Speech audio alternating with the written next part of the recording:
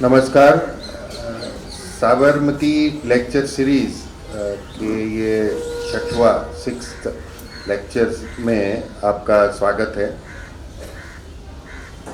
पिछले 2-3 साल से ऐसा उपक्रम हमने रखा है कि 2 अक्टूबर और 30 जनवरी के लिए जो मेहमान को हम बुलाते हैं,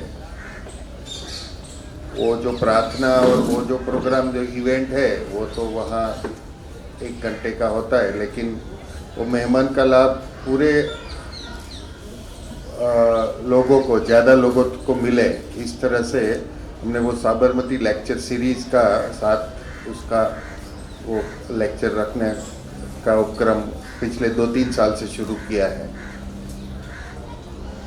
तो आज ये लेक्चर सीरीज में आप जानते हैं कि सुधीर भाई गांधी और हम आज, वो शीर्षक, वो टाइटल, वो थीम भी उसने उन्होंने ही सजेस्ट किया था। हम सबको सोचने के बाद अच्छा भी लगा कि ये, क्योंकि सुधीर भाई के बारे में ऐसा हुआ है कि पिछले 2-3 महीने में अहमदाबाद में उनका 3-4 लेक्चर हुए अलग अलग विषय पर गांधी के बारे में। तो हमने सोचा कि यहाँ कैसा विषय के बात करें, तो ये विषय के साथ वो आज बात करेंगे। मैं ज़्यादा समय नहीं लेता हूँ, उनको विनती करता हूँ कि वो अपनी बात साबरमती लेक्चर सीरीज अंतर्गत करें। आप सबका इतनी ठंड है और काफ़ी मैरिज सीज़न और ये टाइम, इसके बीच भी आप ये लेक्चर के लिए आप सब का भी मैं स्वागत करता हूँ, अभिवादन करता हूँ। सुधीर भाई।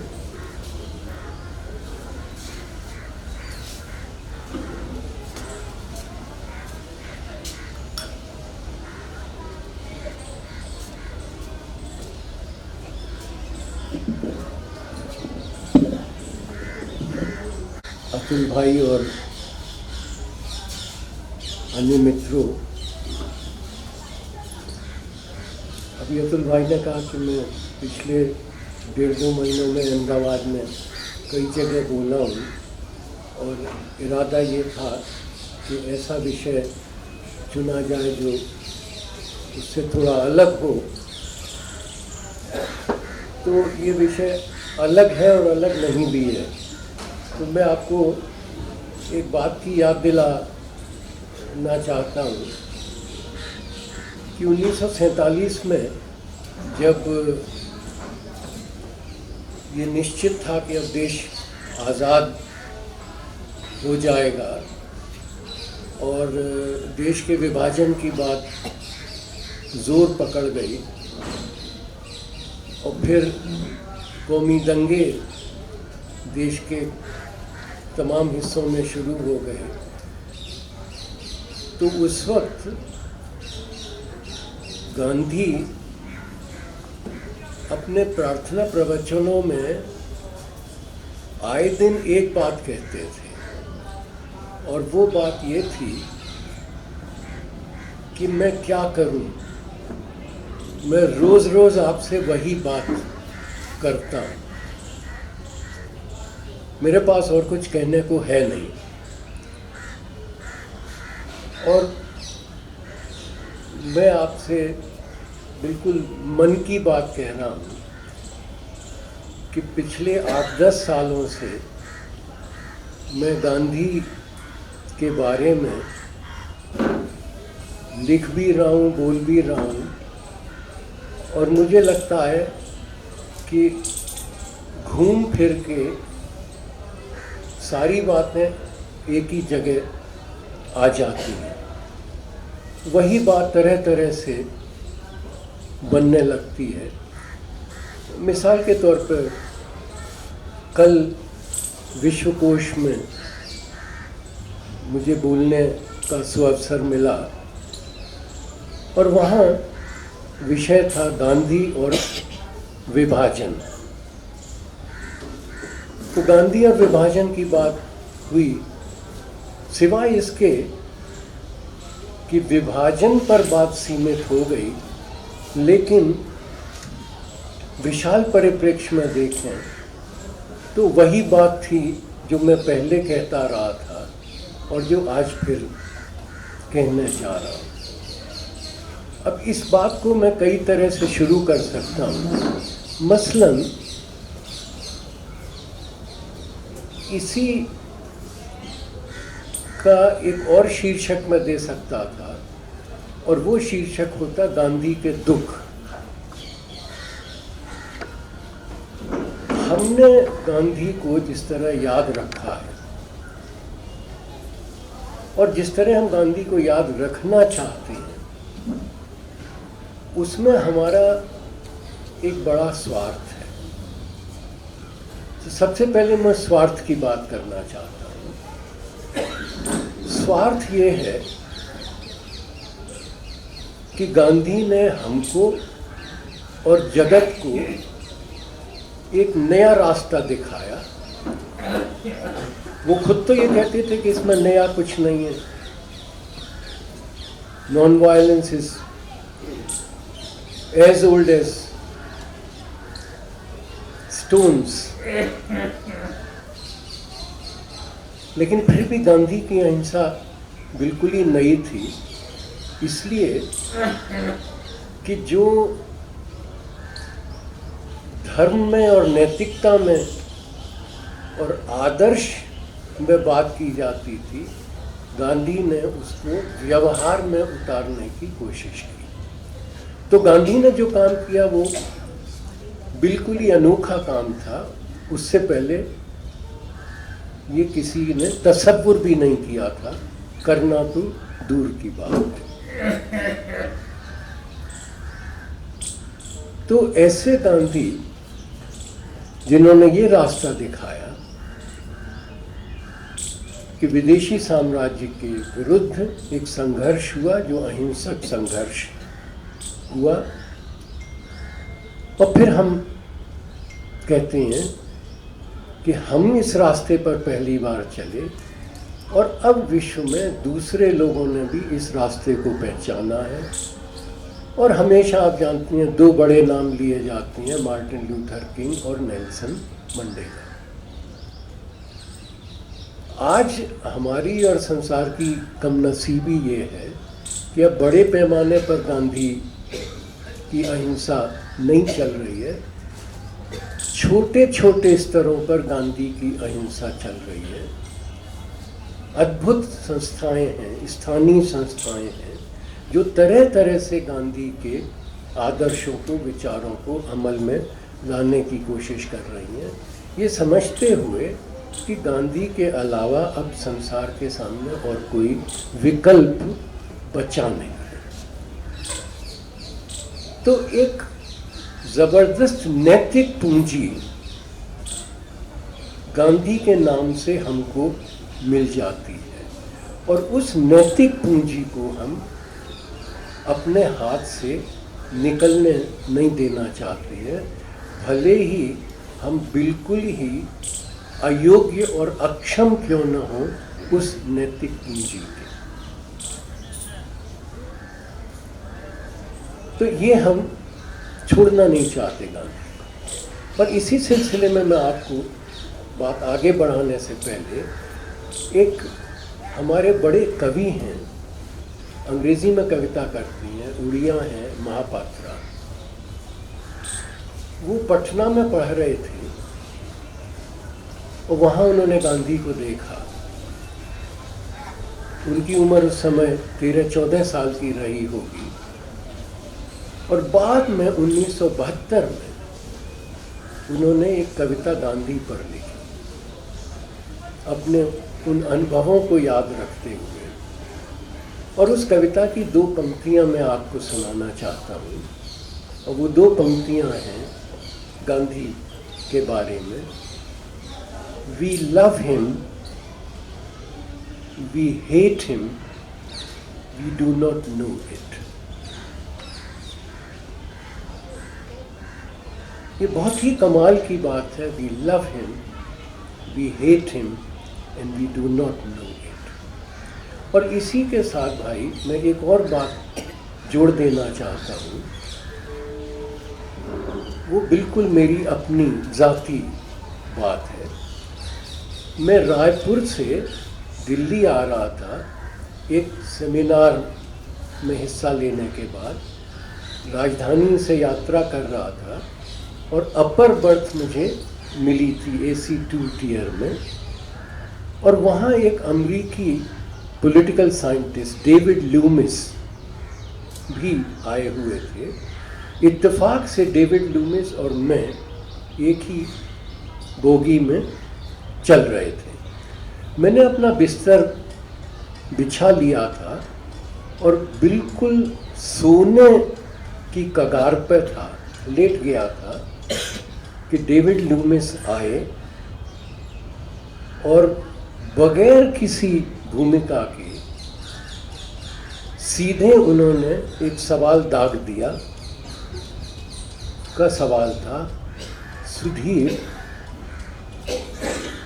what do you think must have been the immediate reaction of Gandhi's close associates to his assassination?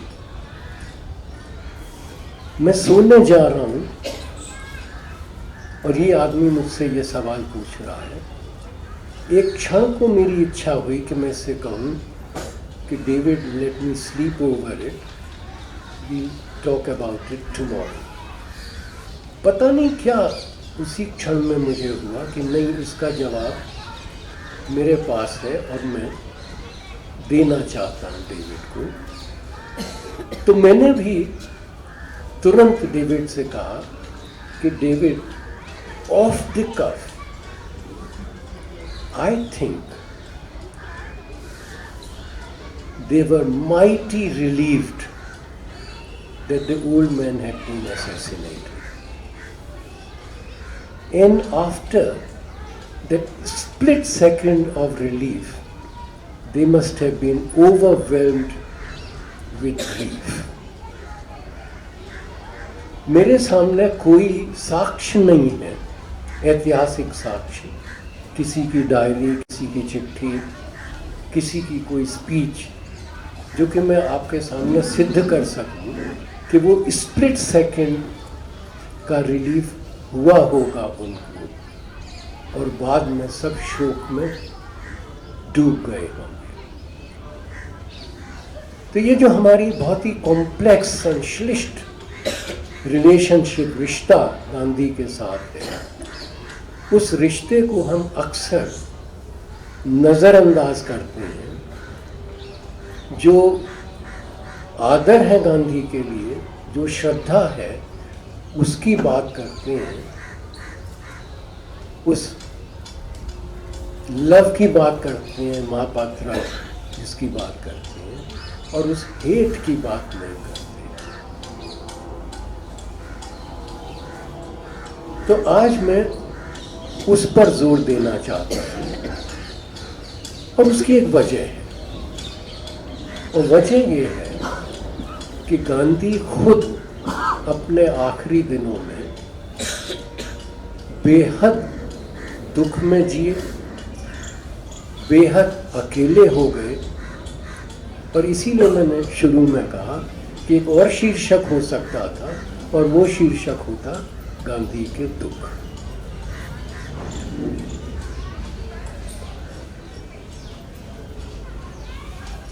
इस दुख की बात मैं कोई अकेला नहीं हूं जो आज कर रहा हूं। प्यारेलाल जी ने गांधी के इन दुखों की बात की है और विस्तार से चर्चा की है। तेंदुलकर में भी उतने मार्मिक ढंग से नहीं जैसे कि प्यारेलाल जी के यहाँ होती है, लेकिन गांधी के दुखों की चर्चा है। ब्रजकृष्ण चांदीवाला, दुर्भाग्य से ब्रजकृष्ण चांदीवाला को जानने वाले बहुत ही कम लोग बचे हैं। रईस परिवार में पैदा हुए और गांधी से प्रभावित हो गए। सेंट स्टीवेंस में पढ़ते थे, और जब प्रिंसिपल रुद्रा के मेहमान थे गांधी, उस वक्त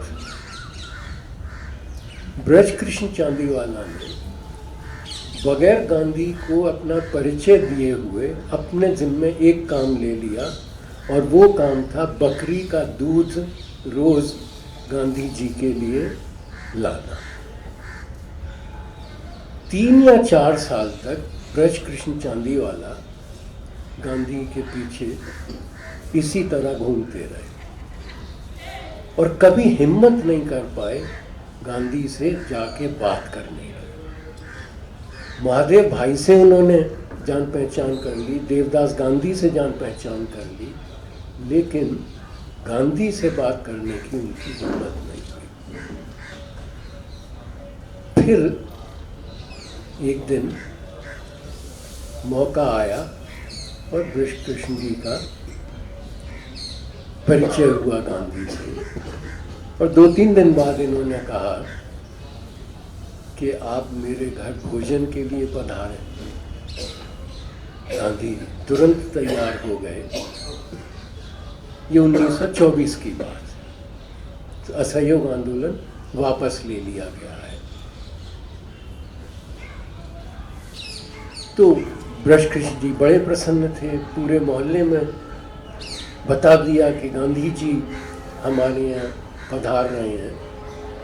तैयारियां हो रही थी और सुबह ही सुबह महादेव भाई का फ़ोन आया और उन्होंने कहा कि ब्रज कृष्ण, तुमने तो सुन लिया होगा ना।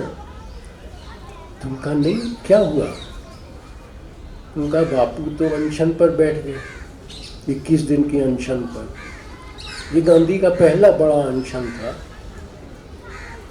सांप्रदायिक सौहार्द बनाने के लिए, 21 दिन का 1924 का। तो बापू तो नहीं आएंगे। तो इस तरह से बापू पहली बार नहीं आए, बाद में अनशन के बाद बापू गए। तो ये ब्रज कृष्ण चांदीवाला है, जो कि बिल्कुल गांधी की शैडो बने हुए थे, परछाई। उन्होंने एक अद्भुत किताब लिखी है, गांधी जी की दिल्ली डायरी। आप अगर गांधी जी की दिल्ली डायरी ब्रज कृष्ण चांदीवाला की पढ़ें तो गांधी की जो वेदना है आखिरी दिनों की, वो उससे भी अधिक मार्मिक ढंग से आपको दिखाई पड़ेगी जितनी कि प्यारेलाल जी के लास्ट फेज के वॉल्यूम्स में। लेकिन इन सबसे बड़ा एक स्रोत है गांधी के दुखों का, और वो स्रोत है गांधी के प्रार्थना प्रवचन।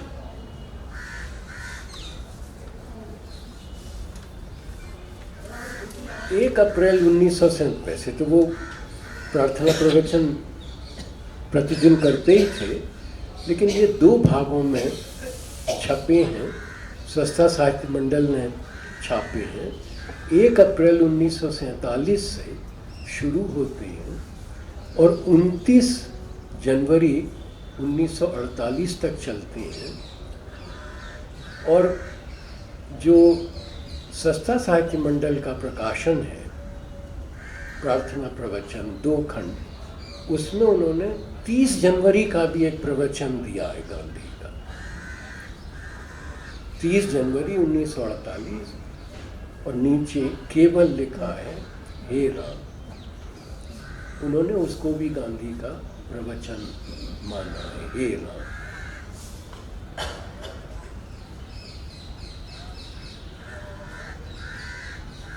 दोस्तों, मैं विस्तार से इसकी बात करना चाहता हूँ। मैं उन ईसाइयों पर काम कर रहा था, भारतीय ईसाई, जो उच्च जातियों में पैदा हुए, ज़्यादातर ब्राह्मण थे, और जो ईसाई बने, ज़बरदस्ती नहीं, अपनी इच्छा से। तो मेरे लिए तो ये अजीब बात थी। हम तो बचपन से समझते आ रहे थे कि ईसाई तो वो बनते थे जिनको कोई लालच होता था। अंग्रेज़ पादरी उनको पैसा देते थे, नौकरियां दिलाते थे। या नीची जाति के लोग ईसाई बन जाते थे। और एक एक्सप्रेशन भी इस्तेमाल होता है, डेरोगेटरी एक्सप्रेशन, राइस क्रिश्चियंस, जो 2 वक्त की रोटी के लिए, खाने के लिए ईसाई बनते थे। लेकिन ये जो ईसाई जिन पर मैं काम कर रहा था, ये नीची जाति के और प्रायः उच्च कुलों के थे।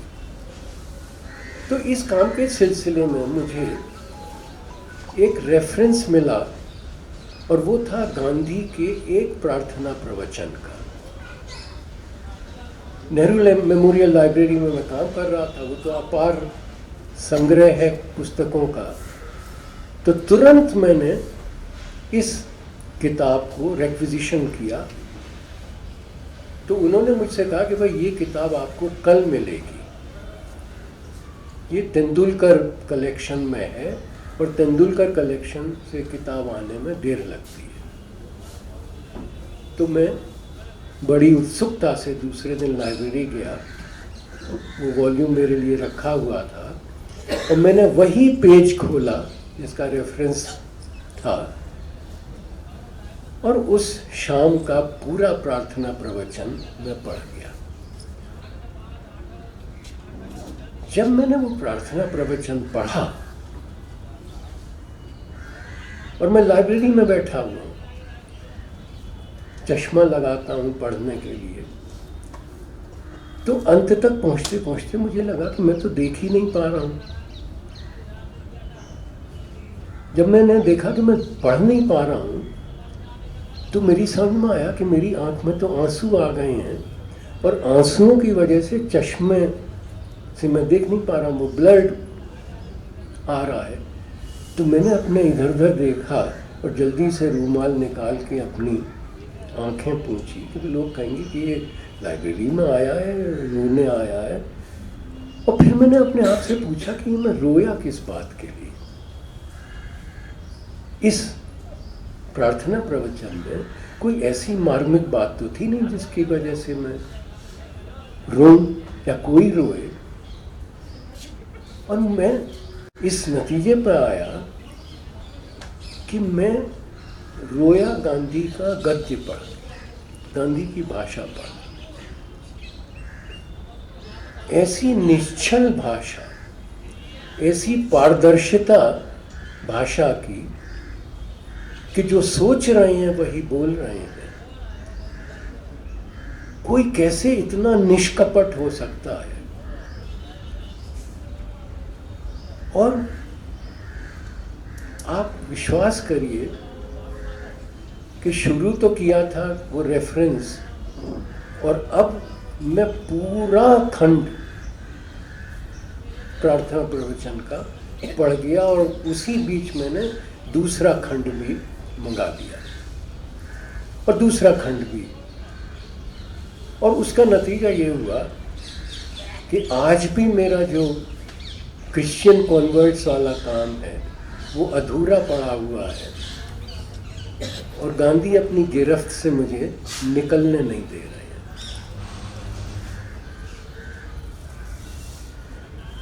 तो ये जो प्रार्थना प्रवचन है, इन प्रार्थना प्रवचनों को पढ़ने के बाद जो गांधी का स्वरूप हमारे सामने आता है, वो स्वरूप उससे बिल्कुल भिन्न है जो हमारी किताबों में है, सिवाय ब्रजकृष्ण चांदीवाला, प्यारेलाल जी, तेंदुलकर वगैरह के, सिवाय उनके जो रिसीव्ड नॉलेज है और जो हम याद रखना चाह रहे हैं, वो उस नैतिक पूंजी को बनाए रखने के लिए गांधी की याद। तो आज जब मैं गांधी और हम आज ये बात कर रहे हैं, तो ये आज शुरू होता है गांधी के आखिरी दिनों से, और वो आज तक चल रहा है। और इस बात के इम्कानात नहीं है, इस बात की कोई उम्मीद नहीं है कि ये आज कल बदलने वाला है। कल भी यही आज रहेगा और परसों भी यही आज रहेगा, जो कि गांधी के आखिरी दिनों से शुरू हुआ था। और ये हमारी और जगत की कमनसीबी है कि ये आज बदलने वाला नहीं है।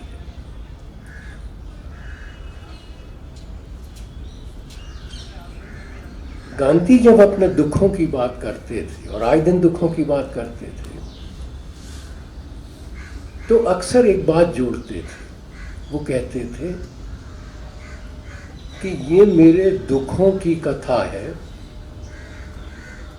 और अगर आप माने तो ये देश के दुखों की कथा है। देश को तब नहीं लगा कि गांधी के दुखों की कथा देश के दुखों की कथा, और आज भी नहीं लग रहा कि गांधी के दुखों की कथा देश के दुखों की कथा है, और सच पूछिए तो वो जगत के दुखों की कथा है। तो गांधी के दुख हैं क्या? गांधी के दुख हैं, तमाम दुख हैं, और इनमें से कोई निजी दुख नहीं है गांधी का। और ऐसा नहीं कि गांधी को निजी दुख नहीं होते थे। आप सोचिए, आगा खां पैलेस में जहां गांधी बंदी हैं,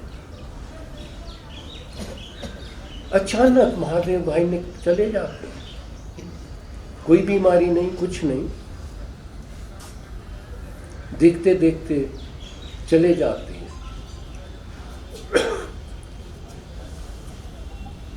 और महादेव भाई तो उनके बेटे की तरह थे, पांचवें पुत्र। गांधी ने अग्नि दी महादेव भाई को, बात चली गई 60 साल। ऐसा नहीं कि गांधी को निजी दुख नहीं होते थे। गांधी ने कलकत्ता में एक बार बोलते हुए कहा था कि आप ये न समझें कि मुझे जीवन में दुख नहीं मिले हैं, मुझे बड़े दुख मिले हैं। ये अपने निजी दुखों की बात करते हैं और कहती है कि अगर राम मुझे सहारा न देते तो मैं हुगली में डूब के आत्महत्या कर लेता। तो मैं उन दुखों की बात नहीं कर रहा हूँ जिनके लिए वो कहते हैं कि मैं हुगली में डूब के आत्महत्या कर लेता। ये वो अपने सार्वजनिक दुखों की बात कर रहे हैं। और गांधी को सार्वजनिक दुख वैसे ही होते थे जैसे कि हमें निजी दुख होते। तो क्या गांधी के दुख है? गांधी का एक दुख है कि अहिंसा जो वो समझते थे, और न केवल वो बल्कि सारी दुनिया समझती थी कि हिंदुस्तान ने अहिंसा के रास्ते से चल के आज़ादी हासिल की है, वो अहिंसा अहिंसा थी। एक बड़ा दुख गांधी का ये है कि उनका जो परीक्षण था वो न केवल विफल हुआ बल्कि सच पूछिए तो वो परीक्षण चला ही नहीं। इसकी मैं बात करना चाहूँगा। दूसरा गांधी का दुख है देश का विभाजन। तीसरा गांधी का दुख है देश में फैलने लगा भ्रष्टाचार। अब आप लोगों को आश्चर्य होगा कि जो आदमी आज़ाद हिंदुस्तान में केवल 5.5 महीने जिंदा रह पाया, वो भ्रष्टाचार की बात कर रहा है। हमको तो ये याद है कि ये बहुत बाद में जाके देश में इस तरह भ्रष्टाचार फैला है। गांधी उस वक्त भ्रष्टाचार की बात कर रहे हैं और ऐसी वैसी भ्रष्टाचार की बात नहीं कर रहे हैं। वो कहते हैं कि मुझको देश में बू आ रही है। अगर गांधी को देश में बू आने लगी थी भ्रष्टाचार की वजह से, तो सोचिए कुछ तो हुआ होगा। इसकी मैं विस्तार से चर्चा कर सकता हूँ। गांधी ने विस्तार से चर्चा की है वो कहते हैं कि ये हो क्या रहा है। कांग्रेसी आज़ादी के बाद समझ रहे हैं कि देश उनका हो गया है। सब चाह रहे हैं कि सत्ता में आ जाए। कोई मंत्री बनना चाह रहा है, कोई असेंबली में जाना चाह रहा है। उनके बच्चे और भतीजे उनके नाम का फायदा उठा रहे हैं। सरकारी अफसरों को बुला के हुक्म देते हैं कि ये करो, नहीं करोगे तो हम तुमको देख लेंगे। और न सिर्फ कांग्रेसी, समाजवादी भी यही कर रहे हैं, कम्युनिस्ट भी यही कर रहे हैं। गांधी कह रहे हैं कि भाई अगर देश इनका हो जाएगा तो देश चलेगा कैसे। और गांधी उस मुर्गी की याद दिलाती हैं जो सोने के अंडे देती थी। वो कहानी सुनाते हैं और कहती हैं कि क्या तुम मुर्गी को मार डालोगे। गांधी कहते हैं कि जब नमक का खारीपन चला जाएगा, सोचिए नमक का खारीपन जा रहा है गांधी के लिए, वो इतने विचलित हैं। और एक दिन अपने प्रार्थना प्रवचन में वो कहते हैं कि मेरे पास आंध्र के एक मित्र का पत्र आया है, कोंडंडा राव का। और फिर वो पत्र बताती हैं कि क्या पत्र आया है।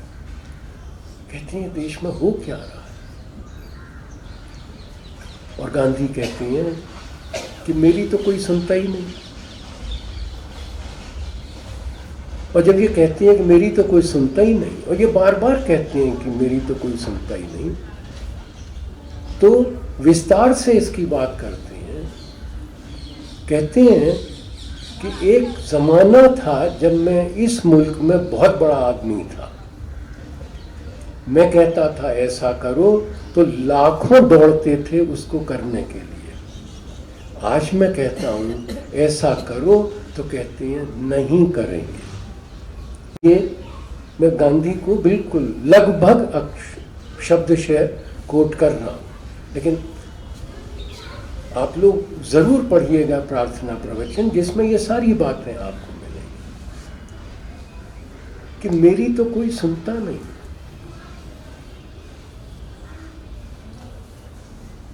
एक और बात की तरफ मैं आपको उसकी याद दिलाना चाहता हूँ कि 5.5 महीनों में जो गांधी जिंदा रह पाए हमारे देश में, उनमें संयोग से गांधी की एक सालगिरह भी थी, 2 अक्टूबर 1947। और उनके जीते जी एक ही सालगिरह उनकी आज़ाद हिंदुस्तान में हुई। उस दिन का प्रार्थना प्रवचन सुनिए। और इसमें भी कोई भूमिका नहीं है, सीधी बात हो रही है। तो मैं आपको सुना रहा हूँ उनका प्रार्थना प्रवचन 2 अक्टूबर 47 का। भाइयों और बहनों, आज मेरी सालगिरह है, तो इसमें खुशी की क्या बात। ये तो मातम का दिन है। कभी 125 साल जीने की इच्छा थी, अब 100 की भी नहीं, 90 की भी नहीं, 79 में प्रवेश कर रहा हूँ, वो भी मुझको चुभता है। आप इस पर गौर करिए कि बापू को आज़ाद हिंदुस्तान में जीना चुभ रहा था। बापू को आज़ाद हिंदुस्तान में बू आ रही थी। और बापू कह रहे थे आज तो मेरी कोई सुनता नहीं। तो ऐसे बापू निहायत अकेले, निहायत दुखी, लेकिन सिद्धांत से नहीं हट रहे। और सिद्धांत क्या है? करो या मरो। विभाजन देश का हो जाता है। और गांधी, जिन्होंने ये कहा था कि मेरी लाश पर देश का बंटवारा होगा, मान लेते हैं। अब ये अपने आप में पूरा एक विषय है, लंबी चर्चा इसकी होनी चाहिए, इसलिए कि आज भी लोग ताना देते हैं कि बड़े सत्यवादी बनते थे गांधी, क्यों नहीं एक और आमरण अनशन कर लिया। गांधी विस्तार से इसकी बात करते हैं, आए दिन इसकी बात करते हैं। मैं उन सारी बातों में नहीं जाऊंगा, केवल एक बात आपको बताना चाहूंगा कि गांधी ने जब 3 जून को कांग्रेस ने बिना उनको बताए वायसरॉय के साथ बातचीत करके सारी पार्टीज पहुंची थी और 3 जून को मान लिया देश का विभाजन, और तब जाके पटेल और नेहरू गांधी के पास गए कि बापू हम ये करके आए हैं। लंबी बातचीत दोनों की होती है। और एन के बोस ने गांधी के दुखों का जो वर्णन किया है, माई डेज विद गांधी, छोटी सी किताब है, 200 पेज की, 250 पेज की होगी, वो भी आप लोग जरूर पढ़ें, माई डेज विद गांधी।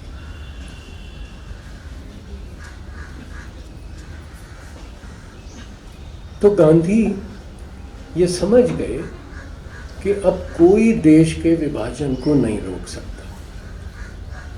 और अगर देश का विभाजन रोका नहीं जा सकता है तो अब जो अगला काम है वो काम ये है कि देश के विभाजन के दुष्परिणामों को रोक लिया जाए। देश का विभाजन जिस उद्देश्य से किया जा रहा है उस उद्देश्य को पूरा किया जाए, और वो उद्देश्य हम सब जानते हैं। चूंकि हिंदू और मुसलमान साथ नहीं रह सकते तो दोनों अलग हो जाएं, लेकिन जब अलग हो जाएं तो शांति से रहें, भाईचारे से रहें। तो गांधी अगले 5.5 महीने जो बचे हैं उनकी जिंदगी के, उन 5.5 महीनों में हिंदू मुस्लिम सांप्रदायिक एकता बनाए रखने में जुट जाते हैं। और आप ये भी याद रखिए कि आज भी जिस आदमी को हम ताना देते हैं कि क्यों नहीं एक आमरण अनशन और कर लिया गांधी ने विभाजन को रोकने के लिए, वो 2 बातें भूल जाते हैं। एक बात ये कि गांधी अपनी हैसियत देख चुके थे आज़ाद हिंदुस्तान। तो वो जानते थे कि मैं मरने पर बैठ भी जाऊं तो मैं कुछ हासिल नहीं कर सकता। तो उन्होंने तो कहा भी कि क्या मैं अपने को सही सिद्ध करने के लिए मरने पर बैठूं। तो वो तो मकसद है नहीं कि मैं अपने को सही सिद्ध करने के लिए मरने बैठूं। तो पहली बात तो ये कि वही गांधी जिनके खिलाफ आज भी ये आरोप लगता है कि एक आमरण अनशन कर लेते गांधी, तो वो ये भूल जाते हैं कि इन बाकी 5.5 महीनों में गांधी ने 2 आमरण अनशन किए, 2 बार अपनी जिंदगी को दांव पर लगाया हिंदू मुस्लिम एकता बनाए रखने के लिए। एक बार कलकत्ता में और दूसरी बार दिल्ली में। तो उनको मरने का डर होता तो ये 2 बार वो आमरण अनशन न करते। तो दोनों बातें याद रखनी है कि गांधी की हैसियत ही क्या देश में बची थी, और दूसरे ये कि वो मरने को तैयार थे, लेकिन तभी मरने को तैयार थे जब वो उससे कुछ हासिल कर सके। लेकिन हम हैं कि जिम्मेदार ठहराते हैं गांधी को देश के विभाजन के लिए। अहिंसा की बात, आप इस पर गौर करिए। एक बिल्कुल सूत्र के तौर पर मैं आपसे ये बात कहना चाहूँगा कि जिस तरह से पूरे जगत में आज तरह तरह की हिंसा फैल रही है और उत्तरोत्तर विनाशकारी होती जा रही है, ऐसे जगत में, और ये हिंसा की बात आप सब जानते हैं, प्रकृति के विरुद्ध हम हिंसा कर रहे हैं, पर्यावरण का जो हाल हो रहा है, एक दूसरे के विरुद्ध हम जिस तरह की हिंसा कर रहे हैं, समाज के अंदर हिंसा हो रही है, देशों के बीच में हिंसा हो रही है, प्रकृति के विरुद्ध हिंसा हो रही है, तो चहुं दिश हिंसा व्याप्त हो रही है और उत्तरोत्तर विनाशकारी हो रही है। ऐसी स्थिति में अहिंसा के अलावा और कोई रास्ता है ही नहीं संसार के सामने। लेकिन कठिनाई ये है कि सब जानते हैं कि अहिंसा के अलावा और कोई रास्ता नहीं है, लेकिन फिर भी पहल करने को कोई तैयार नहीं अहिंसा के रास्ते पर चलने के लिए। और तब गांधी केवल आदर्शवादी हमको नजर आते हैं। हम ये भूल जाते हैं कि गांधी के दो बड़े योगदान रहे हैं संसार के इतिहास के लिए, मानवता के लिए, और वो दो बड़े योगदान इस तरह से हैं। एक योगदान ये कि गांधी ने आदर्श और व्यवहार का फर्क मिटा दिया। दूसरा, गांधी ने हिंसा के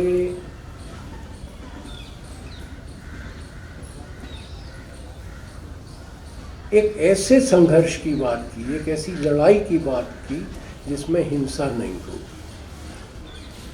हिंसा रहित युद्ध, वॉर विदाउट वायलेंस। गांधी ने ये दो बड़ी बातें कही। गांधी के वक्त में ही अहिंसा में से हमारा विश्वास चला गया। और गांधी जब 47 में, 46 में ही, 47 में नहीं, 46 में ही,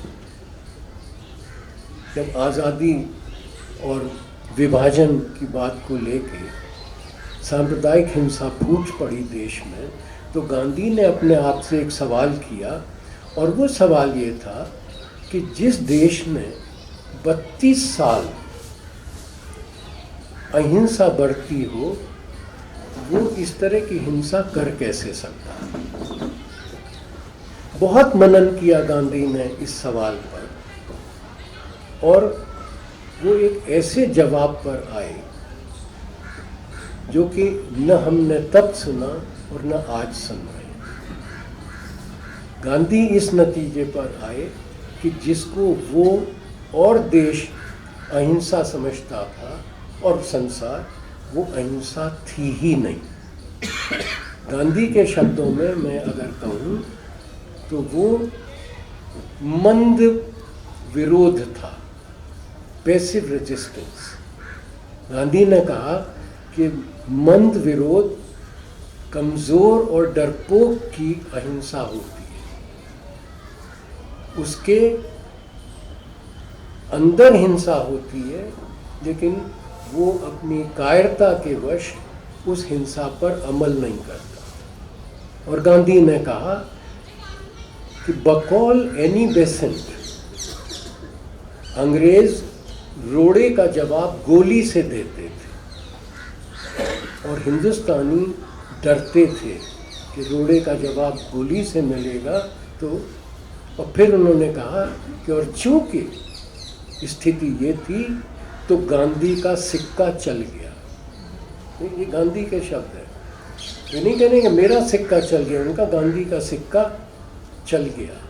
अगर हमको, तो देखिए हिरोशिमा और नागासाकी हो चुकी हैं, गांधी कहते हैं अगर हमको एटम बम की विद्या आती होती तो हम उसके रास्ते अंग्रेज को बाहर निकाल देते। तो सच बात ये है कि अहिंसा पर तो हमने अमल किया ही नहीं, वो डरपोक की हिंसा थी। और फिर आगे गांधी ने कहा, इसी बात को बढ़ाते हुए कहा कि जो हिंसा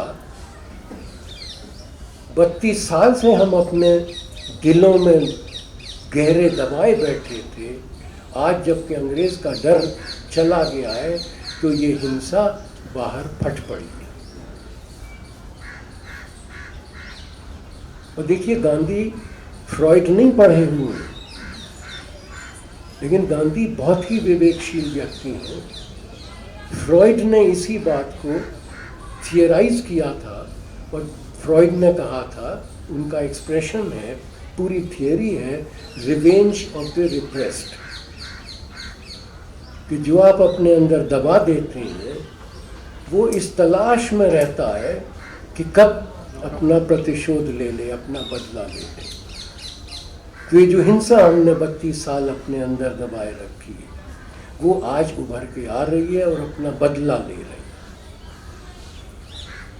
तो हम लोगों को इस पर भी गौर करना होगा कि ये कहना तो बड़ा आसान है कि अहिंसा के अलावा और कोई रास्ता नहीं, लेकिन इस पर चला कैसे जाए। और मित्रों, आज 30 जनवरी है। आज के दिन एक, और मैं आखिरी 30 जनवरी की बात कर रहा हूँ। 30 जनवरी तो गांधी की ज़िंदगी में बहुत आई थी, लेकिन जब 30 जनवरी की बात होती है तो हम 30 जनवरी 1948 की बात करते हैं। तो मैं 5 बजे शाम के बाद वाली 30 जनवरी की बात नहीं कर रहा हूँ, उससे पहले की 30 जनवरी की बात कर रहा हूँ। गांधी ने एक अद्भुत इंटरव्यू उस दिन दिया और उस इंटरव्यू की चर्चा मैं आपके सामने करना चाहूँगा, अहिंसा के संदर्भ में, ये बताने के लिए कि ये बड़ा ही मुश्किल रास्ता है। ये इंटरव्यू होता है मार्गरेट बर्ग वाइट के साथ गांधी का, और संभव है कि गांधी की ज़िंदगी का आखिरी इंटरव्यू रहा हो। Margaret Bourke White American photo journalist, बड़ा नाम था उनका। उन्होंने एक किताब लिखी है, halfway to freedom. Gandhi की परम भक्त थी, लेकिन गांधी की आलोचक भी थी। और गांधी के अगर आप भक्त हैं तो आपका ये धर्म हो जाता है कि आप ईमानदारी बरतें, सच बरतें। तो अभी करीब 15 मिनट मेरे पास है, तो एक किस्सा आपको सुना दूँ। एक महिला, यूरोपीय महिला, सेवाग्राम में गांधी के आश्रम में रह रही थी, जर्नलिस्ट, पत्रकार। वो शाम को आश्रम जब लौटी तो थोड़ी देर हो गई थी, अंधेरा होने लगा था। तो उनको लगा कि अगर वो गांधी की कुटिया से निकल जाएं तो शॉर्टकट उनको पड़ जाएगा, वो अपने कमरे तक जल्दी पहुंच जाएंगे। तो आप लोग जो सेवाग्राम गए हो, आप लोगों ने देखा होगा वो चबूतरा जिस पर कि गांधी की अपनी कुटिया थी। आप हर तरफ से उसमें से घुस के निकल सकते थे। तो ये महिला अपना शॉर्टकट लेने के लिए सीढ़ियाँ चढ़ी, और जैसे ही उन्होंने कदम रखा गांधी के कमरे में तो उनको लगा कि गांधी सो रहे हैं। अब वो पशोपेश में, वो तो समझ रही थी कि जल्दी है, गांधी नहीं सोए होंगे और ये तो सो रहे हैं। अब धर्म संकट ये कि एक पैर अंदर है कि आगे निकलें या वापस जाएं। तो मन में आया कि चलो अब आ ही गए हैं, तो वो दबे पांव गांधी के कमरे से निकलने की कोशिश कर रहे थे। और गांधी सो नहीं रहे थे। तो जब उन्होंने देखा कि ये टिपटो कर रही है, दबे पांव जा रही है, तो गांधी ने कहा, what are you up to? तो उसने कहा, सो यू आर अवेक। और उसने बताया कि मैं इस उम्मीद में यहाँ से आई थी और मैंने देखा कि आप तो सो गए हैं, therefore I started tiptoeing through your room। और गांधी उनसे कहते हैं, अब जरा सोचिए, वो कहते हैं, जब ये कहती है कि I was tiptoeing through your room, तो गांधी कहते हैं that is fine, but make sure when you write about me, you don't tiptoe to my memory। तो अगर आप गांधी के भक्त हैं तो you can't tiptoe। तो ये नहीं है मैं परम भक्त हूं गांधी का, कम लोग ऐसे भक्त होंगे, लेकिन ये मुझे याद रखना है कि गांधी के भक्त होने का एक बड़ा फर्ज है, ऐसे ही नहीं है भक्ति मिल जाती, और वो फर्ज है ईमानदारी और सच्चाई। मैं बरसों तक गांधी के ब्रह्मचर्य एक्सपेरिमेंट्स को गलत मानता रहा। बहुत देर में मेरी समझ में आया है कि उसका तर्क क्या था, और वो तर्क मुझे मेरी उपन्यासकार पत्नी ने दिया, एक महिला ने। वरना मैं तो मुद्दत तक मैं गांधी को गलत मानता था। आज तक मैं मानता हूं कि गांधी ने प्रथम महाविश्व युद्ध के समय अंग्रेजों के साथ जो सहयोग किया, जो सहकार किया, वो गलत था।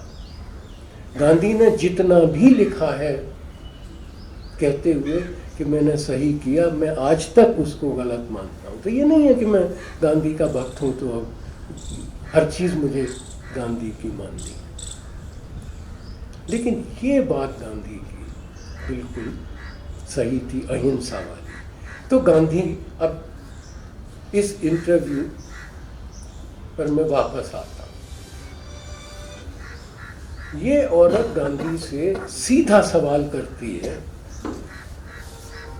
Mister Gandhi, how will you meet the atom bomb? सवाल पर गौर करिए, how will you meet the atom bomb? Gandhi जवाब देते हैं, I will meet it through prayerful action. और ये कह के चुप हो जाते हैं, कात रहे। अब ये समझ नहीं पाती कि I will meet it through prayerful action, तो कहते हैं what you mean by prayerful action? तो गांधी फिर कहते हैं, I will not go underground, I will not go into the trenches, I will come into the open and look up and he will see that I do not have the face of evil against him। फिर वो सूत काटने लगते हैं, मौन बैठती हैं थोड़ी देर और आगे बोलती हैं। अब जरा गौर करिएगा, I will not go underground, I will not go into the trenches, I will come into the open, and he will see that I do not have the face of evil against him। और अब जब आगे बढ़ाते हैं अपने जवाब को, तो कहते हैं, इस पर गौर करें, I know from that height he will not see us। अब ये अस हो जाता है, थोड़ी देर पहले तक आई था। He will not be able to see us, but he will feel that we do not wish him any harm। और फिर वो कहते हैं कि only if the Japanese हारे हैं, एटम बम वहीं गिरा है, only if the Japanese had behaved with bravery, this war would not have ended so disgracefully. और आगे बोलते हैं, this is a war in which there have been no victors. Gandhi को हमेशा महाभारत याद आता है कि जीत के भी पांडवों ने जीत नहीं पाई। यादव स्थली की बात करते थे गांधी, तो यादव स्थली हो गई पृथ्वी वर्ल्ड वॉर के बाद। तो वो कहते हैं कि विक्टर्स आर नॉट विक्टर्स। और उसके बाद गांधी एक गजब की बात कहते हैं, the victors are actually victims of our lust and omission. Our lust and omission. ये नहीं कह रहे हैं कि the victors are victims of their lust and omissions. वो कह रहे हैं कि the victors are victims of our lust and omissions. और जब मैंने ये पढ़ा तो मैं तो समझ ही नहीं पाया कि ये गांधी कह क्या रहे हैं। और थोड़ी देर के लिए मुझे लगा कि मार्गरेट बर्ग वाइट शायद गलत सुनी या ये मिसप्रिंट हो गई है कि अवर लस्ट एंड ओमिशंस की जगह देयर लस्ट एंड ओमिशंस होना चाहिए। और जब मैं सोचने लगा इस पर तो मुझे नागासाकी एटॉमिक म्यूजियम की अपनी विजिट याद आई, जिसमें कि मैंने एक तस्वीर देखी थी। उस तस्वीर में टोक्यो रेलवे स्टेशन का प्लेटफॉर्म है, एक रेलगाड़ी है जो बच्चे 14-14 साल के 13-13 साल के बच्चे फौजी लिबास में हैं, जिनको छोड़ने के लिए अपार भीड़ टोक्यो स्टेशन पर उमड़ी है। अब जरा सोचें कि 14-14 साल के 15-15 साल के बच्चों को आप, ये जो उन्माद होता है राष्ट्रवाद के नाम में, उस उन्माद को भी याद करिए। तो गांधी, और जब मुझे वो तस्वीर याद आई नागासाकी एटॉमिक म्यूजियम की, तो मेरी समझ में आया कि गांधी बात क्या कर रहे हैं कि the victors are victims of our lust and omissions. Our lust and omissions means humanity's lust and omissions. तो जब अहिंसा की बात हमें करनी होगी तो एक व्यापक अर्थ में हमें बात करनी होगी। तब हमें ये नहीं देखना होगा कि विक्टर क्या कर रहा है या जो हम पर हमला बोल रहा है वो क्या कर रहा है। और अगर मैं बिल्कुल ही अपने देश की बात करूं, संसार को एक मिनट के लिए भूल भी जाऊं, तो गांधी की एक बात मुझे याद आती है और उसी के साथ एक दो बातें और जोड़ के मैं बैठ जाऊंगा। गांधी कहते हैं कि क्या मुसलमानों को निर्दयता पूर्वक कुचलना राष्ट्रवाद है। ये शब्दशः गांधी को कोट कर रहा हूं कि क्या मुसलमानों को निर्दयता पूर्वक कुचलना राष्ट्रवाद है।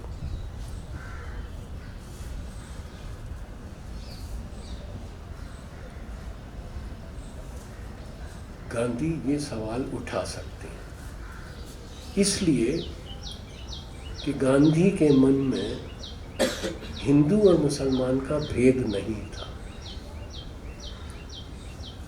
वो कहते थे मेरे लिए हिंदुस्तान और पाकिस्तान नहीं है, मैं पाकिस्तान जाऊंगा तो वीज़ा नहीं लूंगा, वो तो कलकत्ता से चले ही थे पंजाब जाने के लिए, तो पंजाब का अर्थ पश्चिम पंजाब भी था, लेकिन दिल्ली में रोक लिए गए। दिल्ली में हिंसा फैल गई थी और पंजाब जा सकते उससे पहले ही उनकी छुट्टी कर दी गई।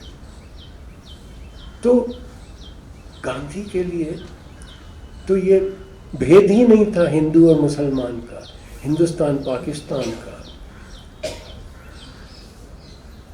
और पाकिस्तान को भूल जाइए, हम अपने ही देश में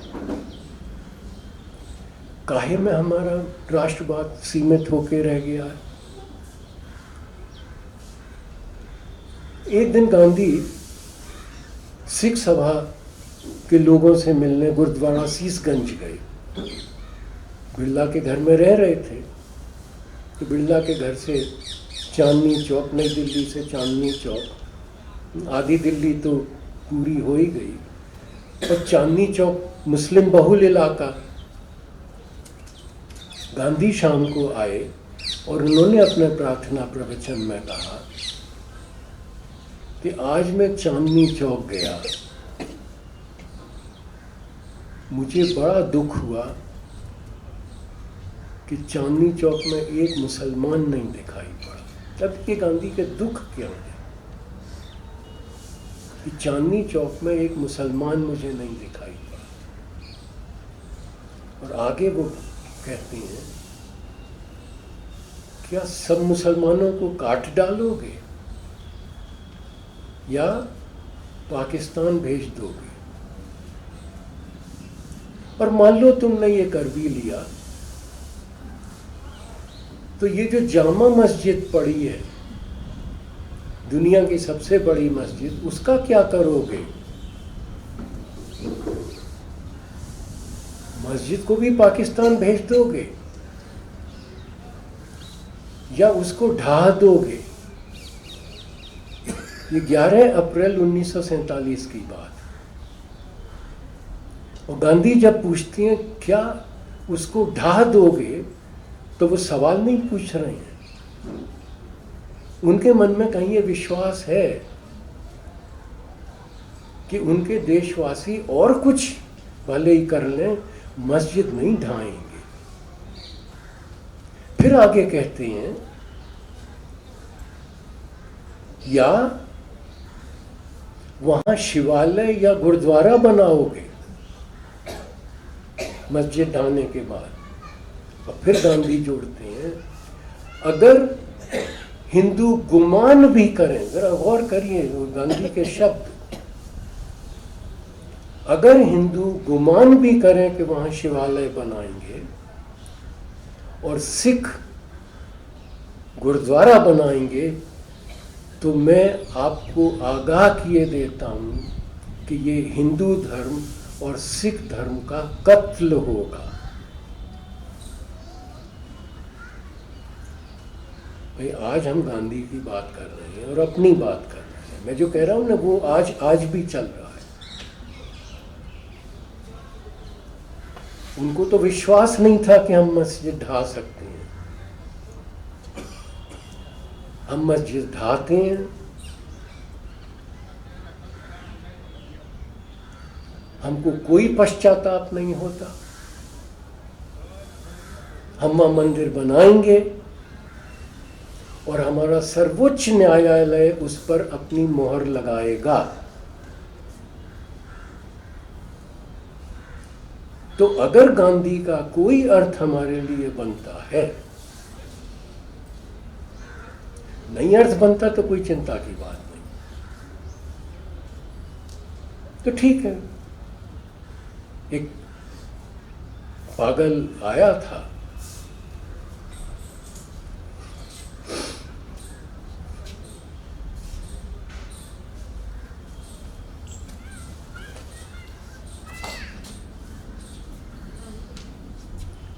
लेकिन अगर गांधी का हमारे लिए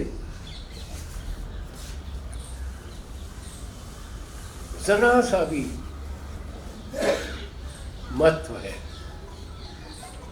तो हम सोचें। और भाई इसलिए नहीं कि गांधी ने ये कहा, बल्कि इसलिए कि हमारे अपने हित में क्या है। क्या हमारे अपने हित में है गांधी के इस रास्ते से हट जाना, या हमारे हित में है कितना भी मुश्किल क्यों न हो गांधी के रास्ते पर चलने की कोशिश करना। कोशिश तो हम कम से कम कर सकते हैं। मित्रों, बिल्कुल अंत की बात कहूँ, कल यहाँ आ रहा था तो रास्ते में मेरे मन में आया, गांधी का तो देखिए कमाल है, वही बातें गांधी की बार बार पढ़ो और नए अर्थ उजागर होने लगते हैं। नए अर्थ इसलिए उजागर होने लगते हैं कि हम कुछ ऐसा कर देते हैं। भाई 1992 न हुआ होता, सुप्रीम कोर्ट का फैसला न आया होता, तो 11 अप्रैल 1947 की गांधी की बात का कोई मतलब ही नहीं बनता। लेकिन आज हमारे अपने कुकर्म है कि गांधी की बात के अर्थ इस तरह से उद्घाटित हो रहे हैं हमारे दुर्भाग्य से। तो मेरे मन में भाई कल एक बात आई कि गांधी की समझ, इस शीर्षक से कुछ मैं लेखमाला तैयार करूं। और गांधी की समझ के दो अर्थ होंगे, एक तो ये कि हमारी गांधी की समझ क्या है, और दूसरे ये कि गांधी की हमारी समझ क्या थी। और वहीं बैठे बैठे बिल्कुल ये नहीं कि मैं कुछ पढ़ रहा, सोच रहा, बस बैठे ही बैठे मुझे कुछ बातें गांधी की याद आई। घंटा भर हो गया, बस 2 मिनट और दे दीजिए। कुछ एक हूँ मजामा, हूँ आनंदमा छू।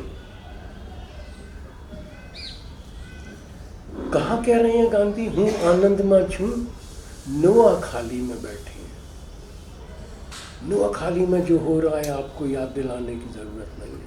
पटेल को इतनी सी चिट्ठी लिखते हैं, उद्वेलित करने वाली चिट्ठी है, परेशान कर देती है वो चिट्ठी।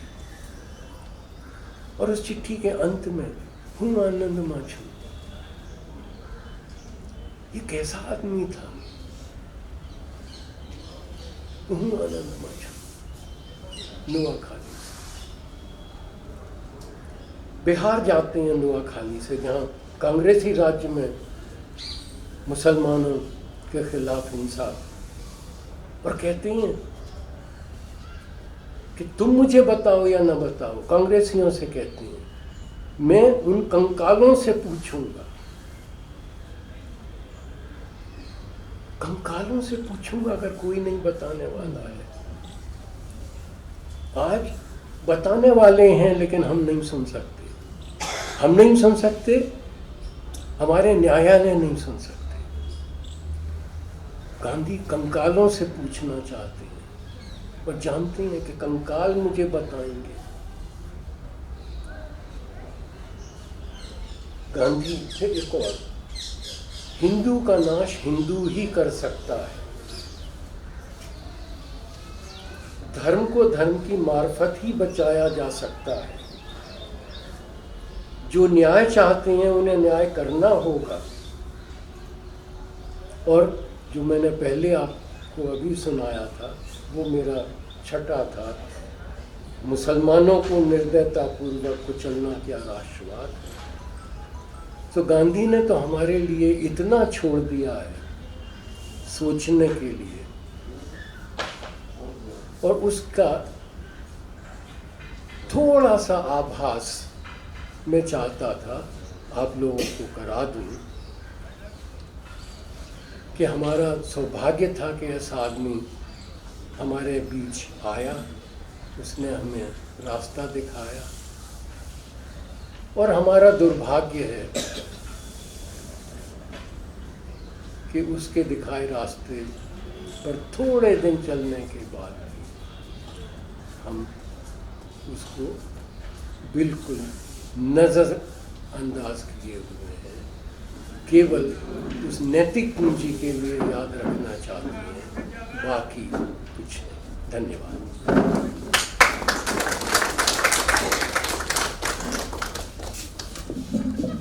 आभार सुधीर भाई। सुधीर भाई ने अपनी मौलिक दृष्टि से अपना विषय चुना था और 1 घंटे में उसने जिस तरह से वो पूरा सब्जेक्ट का वो थीम को न्यायपूर्ण से और हमको आज के दिन उचित जो कहना चाहिए उस दृष्टि से किया है, ऐसा मेरा मानना है। आप सबको भी ऐसा अनुभव होगा। 1 या 2 सवाल, टाइम काफ़ी हो चुका है क्योंकि काफ़ी लोग तो सुबह से ही यहाँ है। 1 या 2 सवाल किसको पूछना चाहते हैं तो उनकी अनुमति से अभिषेक। आपने कहा कि गांधी जी ने खुद माना था कि वो विफल हो गए और उनकी अहिंसा चली नहीं। वो अहिंसा कायरों की अहिंसा थी, बहादुरों की अहिंसा थी। तो फिर भी हम उन्हें क्यों मानते हैं? जब कोई आदमी विफल हो गया, उसका एक्सपेरिमेंट जो था 30 साल उसने किया और वो अंत में खुद स्वीकारता है कि मैं सफल नहीं हुआ, फिर भी हम उन्हें एक दृष्टांत के रूप में क्यों देखते हैं? देखिए, अब गांधी, आपका जो सवाल है उसका जवाब गांधी अपने ही वक्त में बहुत अच्छी तरह देते थे। वो ये कहते थे कि अहिंसा विफल नहीं हुई है, ये गांधी का दिवाला निकला है, अहिंसा का दिवाला नहीं निकला है। कि गांधी में ही कहीं कोई खोट रही होगी, तो गांधी की अहिंसा अगर विफल हुई है तो उसका ये अर्थ नहीं बनता कि अहिंसा, और मैं आवश्यक कहना जा रहा था लेकिन आवश्यक नहीं कहूंगा, मैं अनिवार्य कहूंगा। अहिंसा जगत के लिए अनिवार्य है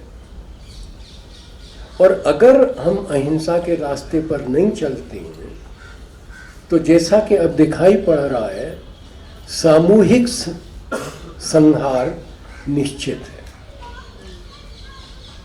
और जो विफलता की बात है भाई, संसार में गांधी जैसे लोग,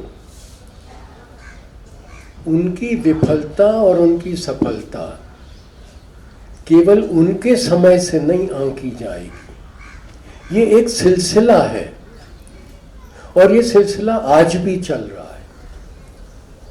गांधी जीते जी अपने कहा करते थे कि मेरे शरीर के विसर्जन के बाद भी, even after the dissolution of my body, I will continue to grow. मेरा विकास होता रहेगा। तो जो मैंने अंत में कहा था कि गांधी की तब की बातें आज हमें और साफ साफ दिखाई पड़ रही हैं, तो अहिंसा की विफलता गांधी के समय में जो भी रही हो, उसकी आवश्यकता, उसकी अनिवार्यता उससे डिस्प्रूव नहीं होती है। आपने ब्रह्मचर्य की बात कहते कहते छोड़ दी, तो आप थोड़ा सा कह सकेंगे आप कैसे कन्विंस हुए?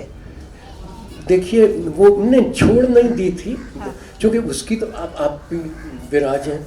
देखिए, उसकी बात तो पूरा एक विषय है। थोड़ा सा। हाँ, देखिए, मुझे इसके तमाम वर्णन मिलते हैं। वेद मेहता की किताब में एक तरह का वर्णन मिलेगा, एन.के. बोस की किताब में बिल्कुल दूसरी तरह का वर्णन मिलेगा। और मैं समझता हूँ कि सबसे ईमानदार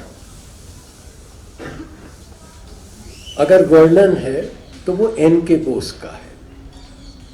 नोआखाली में उनके प्राइवेट सेक्रेटरी थे, बड़े स्कॉलर, एंथ्रोपोलॉजिस्ट, और उन्होंने स्वेच्छा से गांधी से कहा कि मुझे अपना पीए बना लो, वरना नोआखाली में आप कुछ भी नहीं कर पाओगे, बांग्ला जानना ज़रूरी है। और उस नोआखाली में जब इनको पता लगा तो उन्होंने कहा कि बापू, इज इट ट्रू? तुम कहा कि but there is no secrecy about it, so I am surprise you didn't no.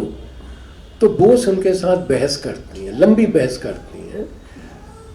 और जब गांधी बार बार कहते हैं कि भाई ये दोनों की सहमति है, इसमें किसी के साथ कोई जबरदस्ती नहीं है, तो बोस उनको फ्रॉइडियन साइको एनालिसिस का हवाला देके बताते हैं कि ये तो आप समझ रहे हो और ये तो वो कह रही है अभी। आपको क्या मालूम कि ये कल जब ये और बड़ी होगी, विवाह इसका होगा, तो क्या क्या इसके परिणाम क्या निकलेंगे? इसकी तो जिंदगी तबाह हो सकती है। और आप कह रहे हो कि दोनों की सहमति है। ये बोस का डिस्क्रिप्शन है। तो गांधी कहते हैं कि देखो भाई, मैंने फ्रॉइड पढ़ा नहीं है, बस नाम सुना है, तो दोनों में तय होता है कि वो फ्रॉइड समझाएंगे गांधी को, लेकिन वो समय तो था नहीं समझाने का। तो कहते हैं कि मैं तो जानना चाहता हूँ। कब जाना चाहते हो? बोला कि मैं कल जाना चाहता हूँ। तो उनका भाई चाहो तो आज चले जाओ। और ये देखिए आप कि बोस अंत तक गांधी के भक्त रहते हैं, पैर छूते हैं गांधी के, और ये कह के जाते हैं कि बापू जब जरूरत हो मुझे बुला लेना। और मैं पूरा फ्रॉइडियन पर्सपेक्टिव में इसको देखता रहा बहुत लंबे अरसे तक। फिर एक दिन, और घर में तो इस तरह की चर्चा होती रहती है, तो मेरी पत्नी ने मुझसे कहा कि सुधीर, तुम मुझको ये बता दो कि क्या फ्रॉइड अंतिम सत्य है पुरुष स्त्री संबंध का? इसके और तरीके भी हो सकते हैं इसको देखने के। फ्रॉइड इस तरह से तुम्हारे ऊपर हावी हो गया है कि तुम पुरुष स्त्री संबंध केवल इस तरह देख सकते हो। इससे अपने को मुक्त करके सोचने की कोशिश करो। और जब मुझे ये संभावना या एक दृष्टिकोण दूसरा मिला, तो मुझे लगा कि बात में दम है। और बहन, इसी सिलसिले में मुझे एक और व्यक्ति की याद आ रही है।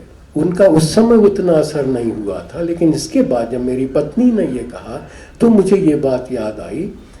हमारे एक बहुत बड़े दार्शनिक हुए हैं के.जे. शाह, कांति भाई शाह, विटगेनस्टाइन के परम प्रिय शिष्य थे, धारवाड़ विश्वविद्यालय में प्रोफेसर थे, और शिमला इंस्टीट्यूट में एक बार के.जे. शाह इसी पर बोल रहे थे। और उस वक्त उन्होंने एक बात कही थी। के.जे. शाह बड़े मृदुभाषी थे, लेकिन जब गांधी के ब्रह्मचर्य एक्सपेरिमेंट्स पर बहस होने लगी तो मैंने पहली बार और अंतिम बार के.जे. शाह को